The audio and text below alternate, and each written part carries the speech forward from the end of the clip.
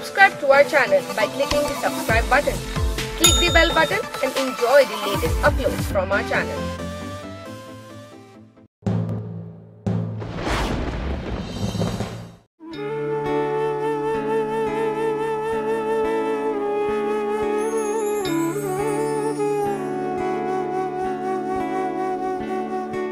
यार डाढ़ी इश्क आतिश लाई लाई वे लाई लाई वे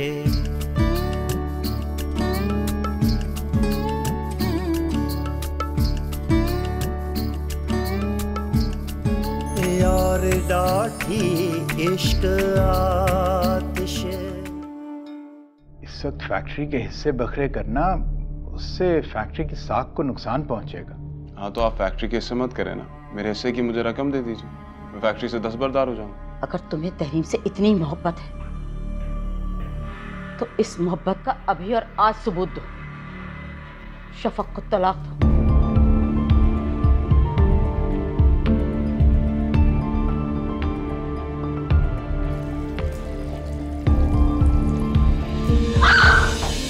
जितना भी सब्र करने की कोशिश करूं अब नहीं होता। पहले तो मैं किसी न किसी तरह से सह गया था, लेकिन अब ऐसा लगता है कि अपने पोता पोती को खिलाने की ख्वाहिश लेके मैं इस दुनिया ही से रुखसत हो जाऊंगा। और आप इतने मायूस मत हो, अल्लाह जल्दी हमें औलाद दे देगा। मुझे तो लगता है कि मेरी किस्मत में औलाद है ही नहीं, अगर होती तो तहरीम से ही हो जाती।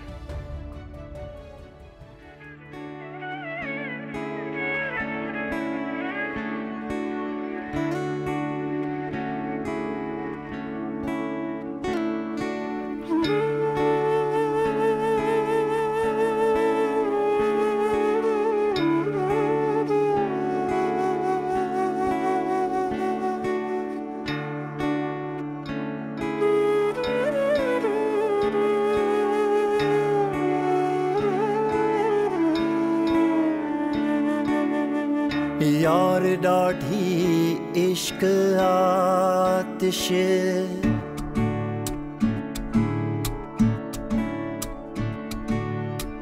यार डाढ़ी इश्क आतिश लाई लाई। क्या सोच रही? लाई लाई। अपना घर देखने आई हो? कैसा लगा?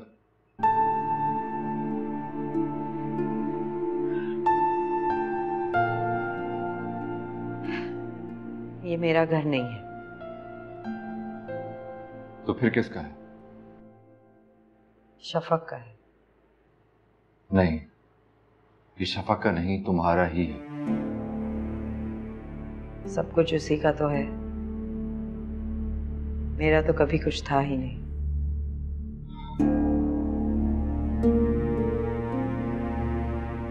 मैं ये घर शफक को कभी नहीं दूंगा।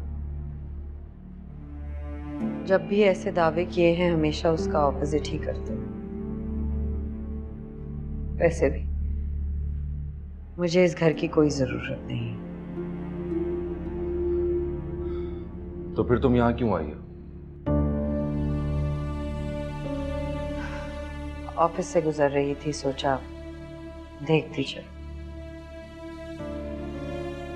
तहरीम, तुम मुझसे गलत बयानी करना बंद करो। मुझे कोई जरूरत नहीं। ये तुमने जॉब क्यों कर ली? मेरी मर्जी। Tahreem, I am here to support you, please. मुझे तुम्हारी भीख नहीं चाहिए। मैं तुम्हारा शौहर हूं, अगर मैं तुम्हारे लिए कुछ करता हूं तो क्या वो भीख है? जो कुछ तुम मेरे साथ कर चुके हो ना, उसके बाद ये सारी बातों का जवाब नहीं बनता। मुझे जिद तुमने दिलाई थी, तुमने ही मुझे उकसाया था, और तुमने मेरी कोई बात भी नहीं मानी थी तहरीम। मैंने जिद दिलाई और तुमने फर्मा बरदारों की तरह मान ली। मेरे ही घर में बैठ के से 9 लाख की बात छेड़ी तो बात खत्म हो गई। और मजीद क्या चाहते हो मुझसे? अब ये मत कहना कि मेरे घर वालों ने तुम्हें गुस्सा दिलाया। तुमने कभी कुछ अपनी वजह से किया है ज़ैनब? बाप नहीं बन सके मेरी वजह से, दूसरी शादी कर ली अपने बाप की वजह से, मुझे छोड़ने पर राजी हो गए मेरी माँ की बातों की वजह से। तुम जैसा कमजोर इंसान तो जिंदगी में नहीं देखा मैंने। तो क्या करूं मैं, तुम बताओ मुझे। छोड़ दूं तुम्हें, यही चाहती हो ना तुम? हाँ,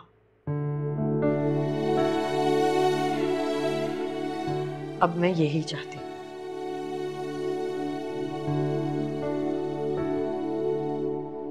तो ठीक है फिर,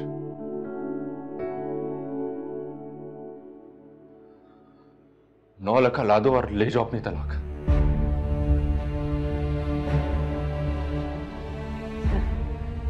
Why am I not surprised? तलाक भी तुम मुझे 9 लाख की वजह से दोगे, खुद की वजह से नहीं।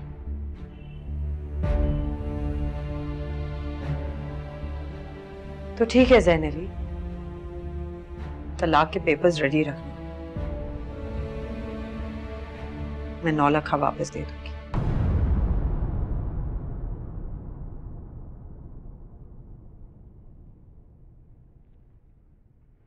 और अपनी कभी ये शक्ल मुझे दोबारा नहीं दिखानी। इश्क जलावे इश्क बुझावे आमियां, इश्क जलावे इश्क बुझावे, इश्क ही सारा भेद रचावे, इश्क ही सारा भेद रचावे, इश्क ही आप खुदा, इश्क ही आप खुदा, खुदाई खुदाई वे, खुदाई खुदाई वे, यार डाठी इश्क आतिश। मम्मी से तो 9 लाख मांगना ही फजूल है, वो तो किसी कीमत पर भी 9 लाख वापस नहीं करेंगी। उनकी बला से मैं मर जाऊं, 9 लाख है ना उनके पास, बेटी की कमी पूरी कर देगा। एक बात तो तय है ज़ैन, 9 लाख मैं एक दिन तुम्हारे मुंह पर मार दूंगी, तुम्हारा गिरबान पकड़कर पूछूंगी कि इस 9 लाख की खातिर तुमने मेरी जिंदगी तबाह कर दी, बताओ इसका कोई हिसाब है तुम्हारे पास? और ज़ैन से क्या शिकवा करूं जो मेरे अपने हैं। वो सब हवेली वालों को ज़ैन को ब्लेम करते हैं और खुद उन्होंने क्या किया मेरे साथ। ठीक कहती है सुंबुल, इसमें मेरा अपना कसूर है। भिटाई भिटाई वे, भिटाई भिटाई वे। मैं ठीक हूँ, तुम कैसी हो? मैं भी ठीक हूँ। आपने सारा दिन फोन ही नहीं किया। अम्मी और छोटे अबू परेशान हो रहे थे, फोन भी बंद था आपका। कुछ मसरूफियत आ गई थी। कहो कोई खास बात है? नहीं, खास बात तो नहीं थी। तुम क्या कर रही थी? अब तो तबीयत तुम्हारी काफी बेहतर हो गई है। जी मैं ठीक हूँ। वो कैसी है? तुम्हें कैसे पता कि मैं? आपके लहजे से वाकिफ हूँ मैं ज़ैन। एक इत्तेफाकिया मुलाकात हुई थी। शफक वो ठीक नहीं है बिल्कुल, बदल सी गई है, आंखें भी बुझ गई हैं उसकी, और ज़बान जबान में इतना जहर भर चुका है कि मुझे यकीन ही नहीं आ रहा है अब तक।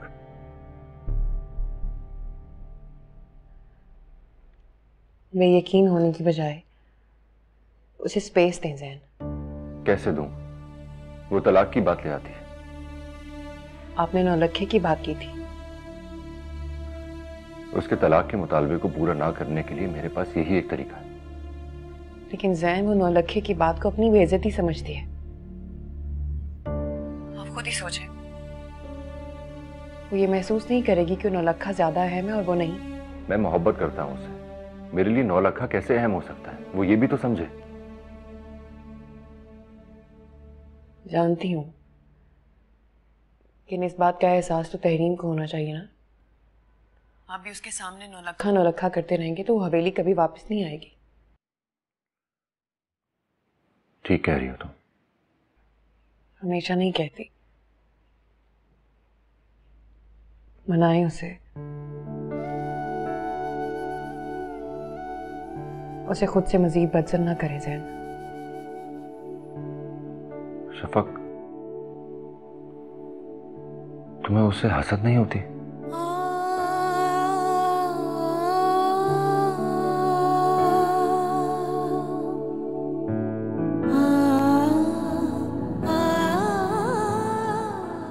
तहरीम रात फिर देर से घर आई। मैंने पूछा तो कहने लगी मेरी मर्जी। ये कह के सीधी कमरे में चली गई। ज्यादा दिमाग खराब नहीं हो गया लड़की का?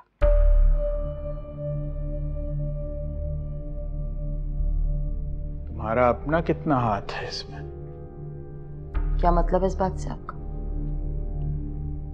मतलब ये कि तुमने अपने रवैये पे गौर किया है? तुम्हारा बर्ताव कैसा है आजकल उसके साथ? उसका रवैया देखा है मेरे साथ? किस तरह मेरे सामने खड़े होकर बदतमीजी से बात करती है वो। तुम उसका दर्द बांटने की बजाय उसको ज्यादा मुतनफ्फर कर रही हो। बागी हो जाएगी वो। वैसे भी वो बहुत हसास तबीयत की मालिक है और खुद कर्ज भी है। सिर्फ अपने बारे में सोचती। क्या जरूरत थी उसे? जरूरत थी उसे हवेली छोड़ के आने की? इतना अच्छा मौका मिला था उसे ज़ैन से पीछा छुड़ाने का, ये भी गंवा दिया। अरे तुम किस किस्म की माँ हो मुमताज? वो किस किस्म की बेटी है? उसे अपनी माँ का जरा ख्याल नहीं है? आप बताएं मुझे, आजकल के दौर में कौन से ऐसे भाई भावज हैं जो इतना ख्याल करें? लेकिन नहीं, उसने तो बच्चा उनके मुंह पे दे मारा। हमारे बेटे और बहू को भी इस तरह की बातें नहीं करनी चाहिए थी। तुम्हें से किसी को भी उसके कर्ब का एहसास नहीं है। जरूरत क्या थी उसे सब बातें सुनने की?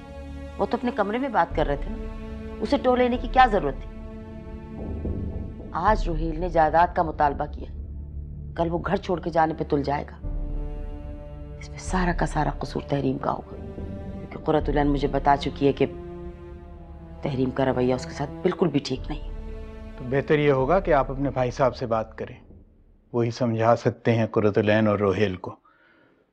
और जहां तक तहरीम की बात है, आप उसको कसूरवार ठहराना छोड़ दें। आपको बेटे का घर से जाना बर्दाश्त नहीं हो रहा। बेटी चली गई तो फिर क्या करेंगी?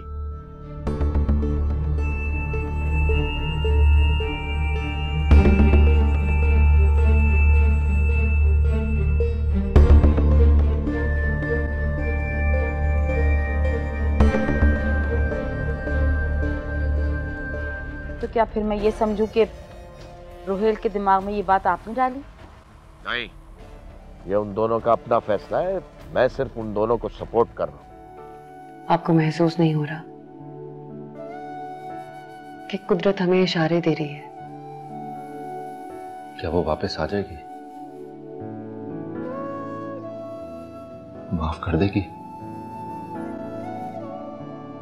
चोट उसके दिल पे लगी है, तो लगेगा। यार डाठी इश्क आतिश, यार डाठी इश्क आतिश।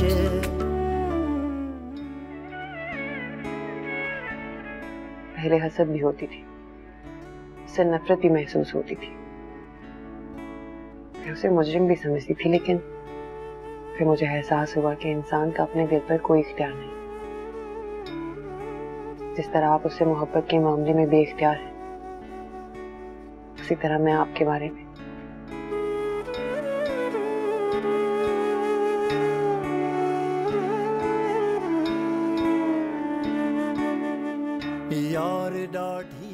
जो कुछ तहरीम के साथ हुआ और मुझे उससे हमदर्दी,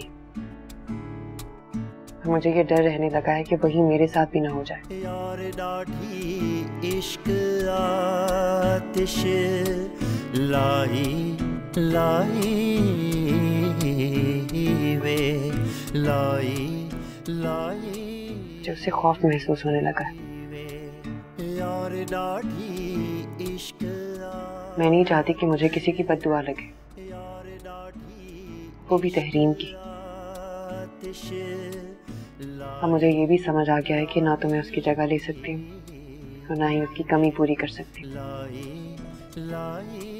मुझे अजीब सा यकीन है, तहरीम का दिल संभल जाएगा तो अल्लाह मेरी भी सुन लेगा।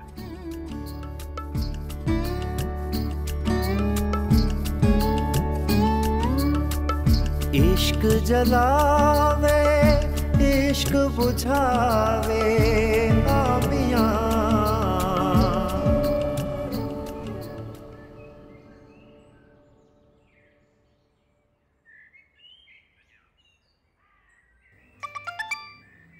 किसका फोन आ गया इस वक्त? फोन दो।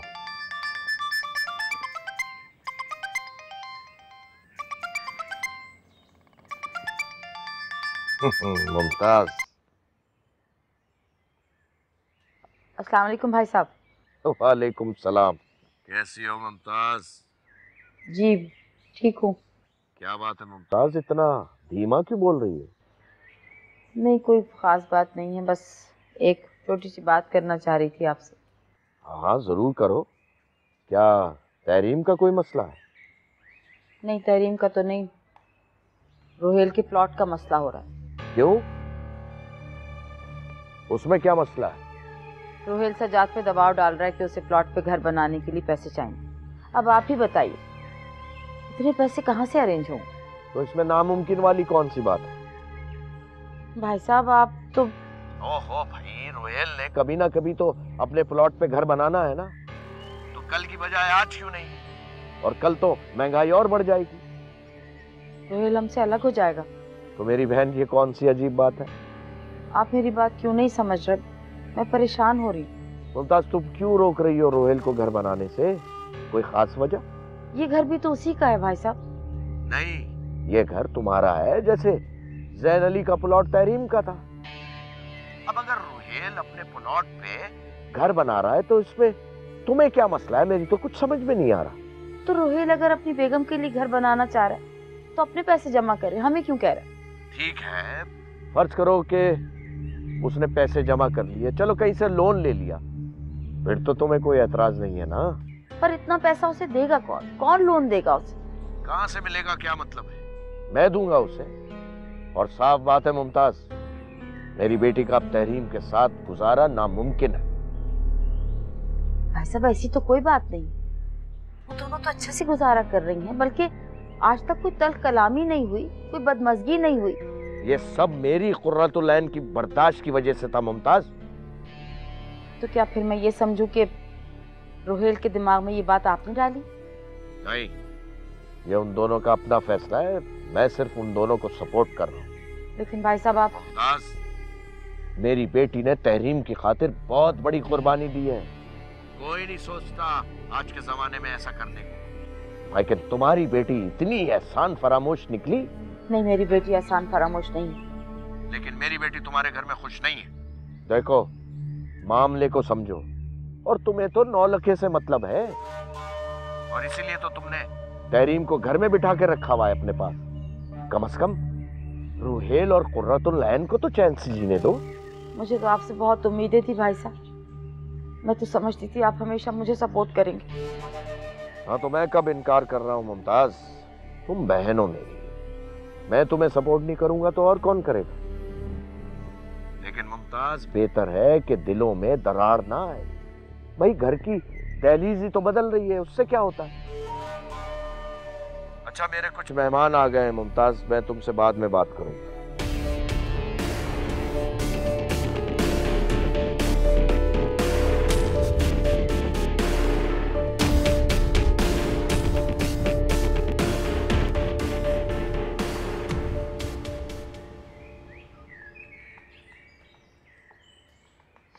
माशाल्लाह,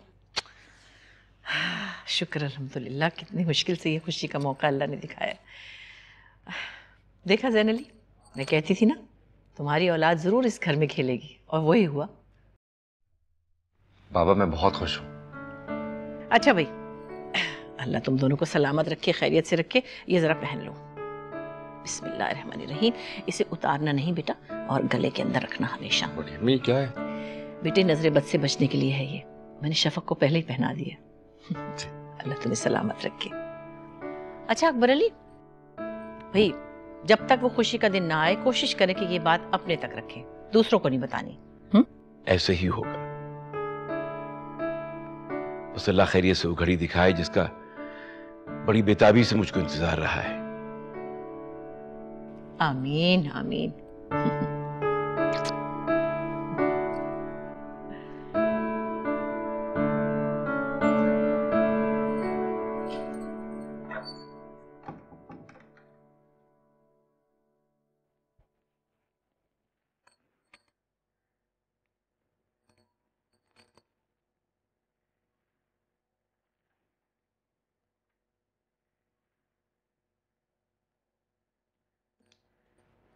क्या सोच रहे हैं?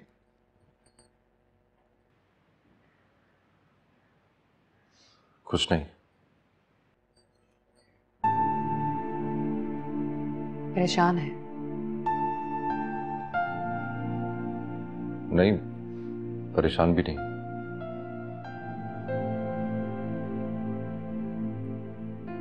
खुशी नहीं हुई आपको?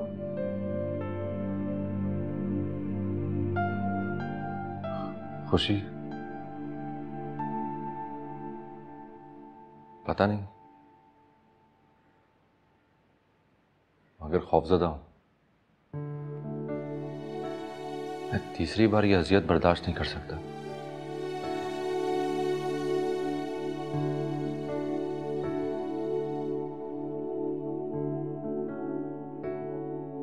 खौफजदा ना हो ज़ैन, इंशाअल्लाह इस बार ऐसा कुछ नहीं होगा। मुझसे ज्यादा खौफजदा तो तुम्हें होना चाहिए। थी, बहुत थी। फिर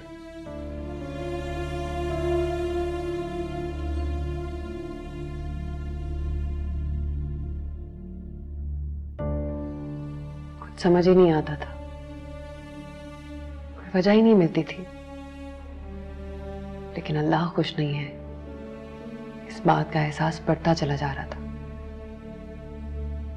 फिर समझ आई कि ऐसा क्यों हो रहा है। क्यों है? जब अल्लाह के बंदे ही खुश नहीं होंगे हमसे, तो अल्लाह कैसे खुश हो सकता है? जहां ज्यादतियां बढ़ जाएं, वहां परेशानियां ही होती है। हमने तहरीम के साथ बहुत ज्यादतियां की हैं,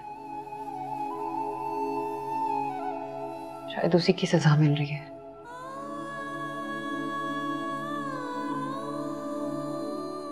तो क्या करें? मना ले उसे यकीन दिलाएं कि वो अहम है, नौलखा नहीं। शायद इसी तरह हमारा बच्चा सही सलामत इस दुनिया में आंखें खोले। क्या कह रही हो तुम? इस जमाने में ऐसी बातें कौन करता है? लेकिन किसी के दिल से निकली हुई आग पुराना या नया जमाना नहीं देखती ज़ैन। ठीक है, मैं मान लेती हूं कि मैं वहमी हो रही हूं, पर सब कुछ ठीक क्यों नहीं हो रहा? आपको महसूस नहीं हो रहा कि कुदरत हमें इशारे दे रही है? क्या वो वापस आ जाएगी? माफ कर देगी? चोट उसके दिल पे लगी है, वक्त तो लगेगा, लेकिन मान जाएगी वो।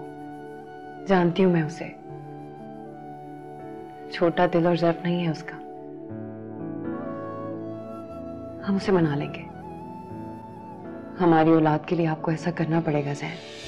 इश्क जलावे, इश्क बुझावे, इश्क ही सारा भेद रचावे, इश्क ही सारा भेद रचावे, इश्क ही आप। मुझे क्या समझ आएगा इसका, अभी इसको खराब होना था।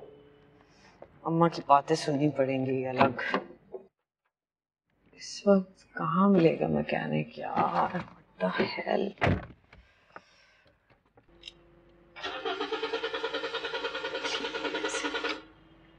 Oh God, don't do this.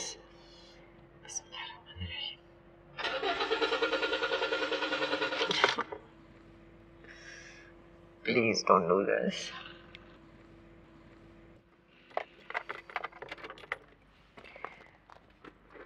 Rohel, Rohel, Rohel तो मर के भी नहीं आएगा। किसको कॉल करूं यार?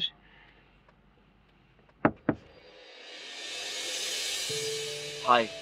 हाय। कोई प्रॉब्लम? जाहिर सी बात है, शौक में तो नहीं बैठी हुई। गाड़ी खराब है, मैं चेक कर लेता हूँ। मैं चेक कर चुकी हूँ। ओके, तो मैं आपको घर ड्रॉप कर दूँ? No thanks. तो फिर आप घर कैसे जाएंगे? लिसन, रात के 9 बज गए, मैं मैकेनिक को बुलवा लेता हूँ। आप प्लीज अंदर ऑफिस जाके वेट कर ले, यहाँ बैठना मुनासिब नहीं है। मैं कैब बुला लेती हूँ। सुनिए, मैं कैब बुला लेता हूँ, आप प्लीज अंदर जाके वेट कर लें।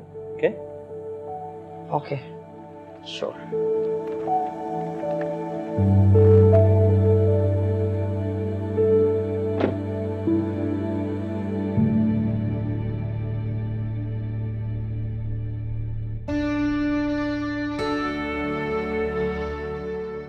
मुझे तो ये दुख है कि वो दोनों तुमसे चिढ़ने लगे। बात तो ये कि तुम उसकी बहन हो, उसको ये लगता है कि तुम उसकी बीवी की सेहत के लिए अब खतरा हो। बाबा, वो घर तहरीम का है और उसी का रहेगा, और मैं उसको दिया ही क्या है आज तक? बच्चा तक तो उन लोगों ने उससे वापस ले लिया, क्या मैं उसको एक घर भी नहीं दे सकता? लेकिन बेटा बाबा प्लीज, उसके पास कुछ भी नहीं है और ये घर मैं उसी के नाम करवाना चाहता हूँ। यार डाठी इश्क आतिश, यार डाठी इश्क आतिश। बस करो यार, अब आ जाओ वापस। बहुत मिस कर रहा हूँ तुम दोनों को। मैं वापस आ जाऊंगी रोहेल, लेकिन आप घर का भी तो कुछ करें ना। पता है यहाँ समर कितने मजे में है, वहाँ कितना परेशान होता है बेचारा, ये मैं ही जानती हूँ। मैंने बात की है पापा से, लेकिन मम्मी थोड़ा डिस्टर्ब्ड है तो थोड़ा टाइम लगेगा अभी। लेकिन मम्मी क्यों डिस्टर्ब है रोहेल? जब जैन ने तहरीम के लिए नया घर लिया था तब तो उन्हें कोई एतराज नहीं था, तब भी इशू होना चाहिए था ना उन्हें। हाँ मैं जानता हूँ, मुझे भी ये बात अच्छी नहीं लगी। वैसे भी मुझे अपना हिस्सा लेना ही एक ना एक दिन, तो फिर अभी क्यों नहीं। जो भी है रोहेल, हमें अब नया घर लेना पड़ेगा। आप तो जानते हैं ना वहाँ समर कितना परेशान होता है, कितना रोता है, कितना तंग करता है। सब तहरीम की वजह से होता है। आपको पता है यहाँ पे एक दिन भी उसने मुझे तंग नहीं किया। आप मेरी बात समझे, अब हमें अलग होना होगा रोहेल। हाँ तो मैं कौन सा मना कर रहा हूँ इस बात से? मुझे समझ नहीं आ रहा है कि तुम इतना स्ट्रेस क्यों ले रही हो। थोड़ा सब्र रखो, हो जाएगा सब कुछ। मुझे तो ये समझ नहीं आ रहा कि मम्मी पापा को इशू क्या है। जब तहरीम की बारी थी तो मुझसे कितनी बड़ी कुर्बानी की उन्होंने, मेरा बच्चा उसे दे दिया, और उसने क्या किया मेरे साथ। तुम दोबारा प्लीज ये बातें मत शुरू करो। तहरीम ने हमारी सारी नेकी पे पानी फेर दिया। मम्मी को तहरीम का रवैया नजर नहीं आता क्या? नहीं लो स्ट्रेस, प्लीज मत लो। और तुम प्लीज वापस आ जाओ जल्दी से यार, मेरी चीजें मैनेज नहीं है यहाँ पे। देखो रोहेल, हमें घर का कुछ करना होगा। अगर ऐसी बातें होंगी तो मुझे स्ट्रेस होगा। तुम खुद सोचो, तहरीम समर को बर्दाश्त नहीं करती, अब मेरी दूसरी औलाद होगी तो वो क्या करेगी? तुम जैसा चाहती हो वैसा हो जाएगा। मैं कोशिश कर रहा हूँ। तुम मुझ पे ट्रस्ट नहीं है क्या?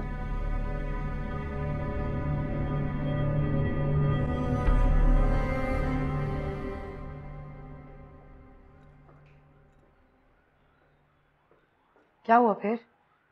वो मैकेनिक कह रहा था कि छोटा सा मसला है, इंशाल्लाह थोड़ी देर में ठीक हो जाएगा। लेकिन मैंने तो आपसे कैब के लिए कहा था। देखिए, मुझे मुनासिब नहीं लगा कि इस वक्त आप कैब में अकेली घर जाएं, और मुझे ये भी पता था कि आपको मेरे साथ जाना पसंद नहीं होगा। ये मेरा अपना शहर है, कोई अमेरिका नहीं है कि मैं गुम जाती। मैं कैब में जा सकती थी। नहीं, मेरा ये मतलब नहीं था। आप अलबत्ता जा सकते हैं क्योंकि हम श्योर आपको देर हो रही होगी। नहीं तहरीम, मैं आपको ऐसे ऑफिस में अकेला छोड़कर नहीं जा सकता। That's strange, मेरा आपसे तारुफ नहीं हुआ,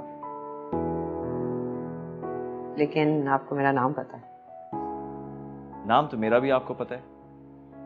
खैर, वैसे मुझे लोगों के नाम याद नहीं रहते, लेकिन इस पूरे ऑफिस में सबसे उदास आपकी आंखें, इसीलिए याद रह गई।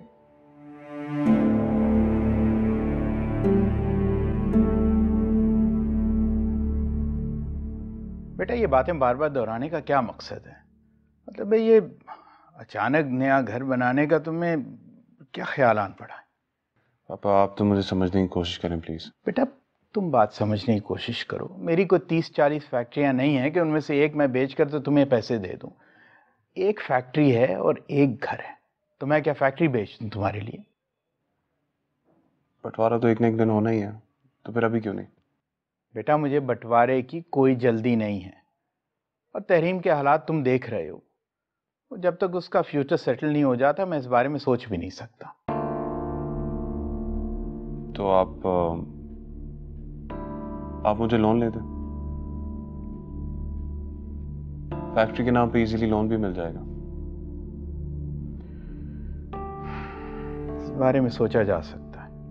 जो करना है जल्दी करें, और प्लीज मम्मी को भी समझाएं कि वो इस तरह की बातें ना किया करें। बेटा, मुमताज की नीयत में कोई खोट नहीं है। वो बस ये चाहती है कि तुम और कुर्रतुल-ऐन इसी घर में रहो। पापा, मुझे मम्मी और आपकी इंटेंशंस पे कोई डाउट नहीं है। तहरीम जो कर रही है उसकी वजह से मेरी फैमिली बहुत डिस्टर्ब हो रही है। बेटा, ऐसी बात नहीं है। तहरीम इस वक्त बहुत डिस्टर्ब्ड है। वो तुमसे और समर से बहुत मोहब्बत करती है, लेकिन अभी कुछ मामलात ऐसे हैं जिनसे वो रेकंसाइल नहीं कर पा रही। पापा, जो कुछ हुआ है उस सबका दुख हम सबको है। मैंने खुद कोशिश की है चीजें सेटल करने की। अब कुछ अगर नहीं ठीक हो रहा है तो उसमें मेरा क्या कसूर है? और तहरीम को क्या जरूरत है मेरी फैमिली से हसद करने की? बेटा, तुम गलत समझ रहे हो। तहरीम तुम्हारी बहन है, तुम्हारी छोटी बहन, और उसकी हर गलती को तुमने अब तक नजरअंदाज किया है, और अब तुम कह रहे हो कि वो तुमसे हसद करती। पापा, मुझे खुद अच्छा नहीं लग रहा है ये सब बातें करते हैं, पर आप बताइए ना, मेरा क्या कसूर है? डॉक्टर ने मना किया है कि कुर्रतुल-ऐन को किसी किस्म का स्ट्रेस नहीं लेना चाहिए। तहरीम की बातें उसे डिस्टर्ब करती हैं। वाह बेटा, आज तुम्हें बहन से ज्यादा अपनी बीवी की परवाह है। बहन के साथ इतना बड़ा हादसा हो गया, पर नहीं, उसकी खैर है, बीवी नाराज ना हो। पापा, आप मेरी बातों को गलत समझ रहे हैं। मैं बस, तुम अपना घर बनाना चाहते हो ना, बना लो। पैसे मैं तुम्हें दे दूंगा। अब जाओ।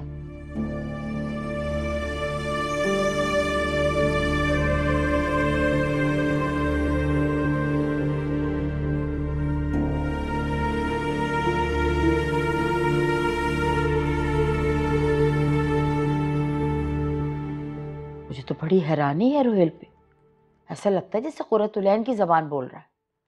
खुदा जाने कौन सा मंतर पढ़ के फूंक दिया उस लड़की ने कि हम नजर ही नहीं आते उसे। क्या फर्क पड़ता है अम्मा, उसे अपना घर बसाना है, बसाने दे। बात घर बसाने की नहीं है। मुझे तो ये दुख है कि वो दोनों तुमसे चिढ़ने लगे। हद तो ये कि तुम उसकी बहन हो, उसको ये लगता है कि तुम उसकी बीवी की सेहत के लिए अब खतरा हो। हद है भाई। जहां इतना कुछ हो गया, वहां ये भी सही। क्या फर्क पड़ता है? लेकिन ये सब किया धरा जो है ना, ये बड़े भाई साहब का है। ये सब उन्होंने ड्रामा रचाया है, सिर्फ और सिर्फ 9 लखे के हसद में।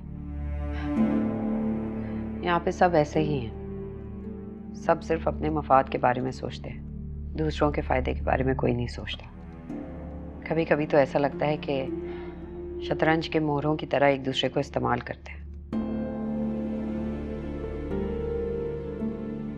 आप भी तो ऐसा ही करती हैं।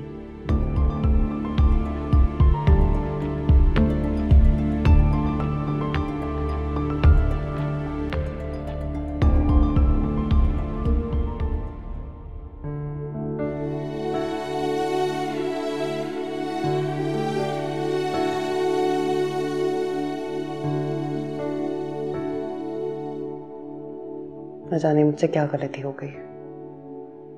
ज़ैन अली मुझसे सीधे मुंह बात तक नहीं करते। हमारे रिश्ते में कोई दीवार नजर तो नहीं आती, लेकिन कहीं ना कहीं हमारे दिलों के पीछे एक पर्दा हाइल है। न जाने वो पर्दा कब उठेगा, कब ज़ैन अली मुझे देख पाएंगे।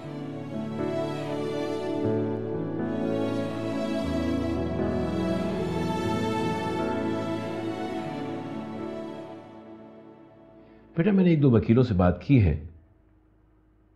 उनका यही ख्याल है कि इस मसले का हल आराम से निकल सकता है अगर भाई साहब रजामंद हो जाएं। बाबा, अब सारी बात बड़े अब्बू पर ही डिपेंड करती है। जब तक वो रजामंद नहीं होंगे हम ज़मीनें अपने नाम नहीं करवा सकते। उनको रजामंद होना ही पड़ेगा, क्योंकि वैसे ही मैंने सारे मज़ारे बदल दिए हैं और 1-2 लोग अपने रखे हैं जो फसलों का हिसाब रखेंगे, ताकि फसल कटते वक्त हम अपने रकम का हिसाब ले सकें। ये काम हमें बहुत पहले कर लेना चाहिए था। हाँ, मैं मानता हूं उसमें मेरी कोताही है। वैसे ये शहर वाली जमीन के बारे में तुमने क्या सोचा?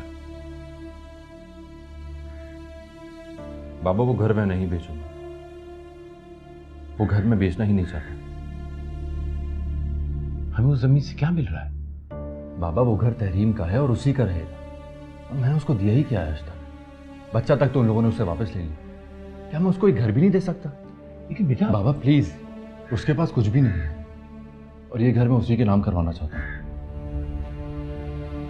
क्या क्या नहीं देना चाहता था मैं उसे, और दिया भी तो क्या, सिर्फ एक घर जो हम दोनों की तरह बिल्कुल अधूरा है।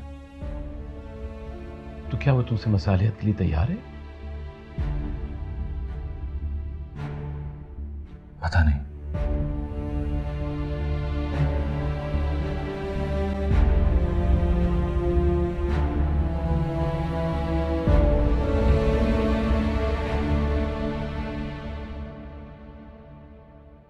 थैंक गॉड तुमने यहाँ आने का आइडिया दे दिया।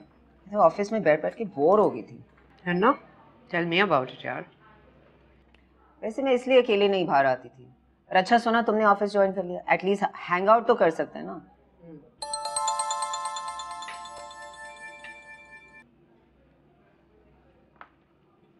किसकी कॉल थी? Nothing important. ज़ैन था ना? यार तहरीम, उसकी बात तो सुन लो। उसने वो कहना क्या चाहता है, तुम उसको इस तरह इग्नोर कैसे कर सकती हो? लिसन, आई नो उसको एग्जैक्टली क्या चाहिए मुझसे। उसको सिर्फ 9 लाख चाहिए। वो मुझसे 9 लाख लेगा और मुझे डिवोर्स दे देगा। It's as simple as that. इस 9 lakh is driving you nuts. Not me, but हाँ, बाकी सबको नचा रहा है। तहरीम, लेकिन अच्छा प्लीज यार, हम कोई और बात करें। तुम्हारा नया प्रोजेक्ट कैसे चल रहा है? अरे हाँ, वो सही चल रहा है। आखिर उसको सुपरवाइज कौन कर रहा है? Are you happy? It's going well. Hamad is great. उसने बिला वजह किसी को तंग नहीं किया, सबको अच्छी तरीके से चलाता है। बट यू नो, बाहर से आया है, लेकिन उसमें वो वॉनबी एटीट्यूड नहीं है। That's nice. जब बॉस अच्छा हो तो काम करने में भी मजा आता है ना? तुम देखना, जब भी तुम्हें मौका मिलेगा उसके साथ काम करने का, you love learning new things. चलो, दैट्स ग्रेट। इतना कुछ कर दिया इस तहरीम ने, लेकिन ज़ैन अली की आंखों से उसके इश्क की पट्टी नहीं उतर रही। अब भी वो इसे इस घर में बसाना चाहता है। ज़ैन ने मुझसे जिस तरह बात की, वो उसे टोक नहीं सका। लेकिन उस लड़की की जिंदगी तो बर्बाद हो गई ना। तो हमने बर्बाद की है क्या? भाई, जब उसकी माँ ही बसने नहीं देना चाहती है तो हम क्या कर सकते हैं? माँ को तो बस 9 लाख का लालच है, और तहरीम भी कोई इतनी बच्ची नहीं है। अगर उसने मसालेहत की भी तो याद रखना, 9 लाख की खातिर ही करेगी वो। बस एक बार इस घर में 9 लाख आ जाए तो वो दोबारा नहीं ले सकेंगे। इंशाअल्लाह। अल्लाह करे वो दिन जल्द आए जब शफक के यहाँ औलाद हो, बेटा हो, इस घर को वारिस मिले। तो फिर तुम देखना, तहरीम खुद ही भागी भागी आएगी, बल्कि मुमताज उसे 9 लाख देकर खुद भेजेगी।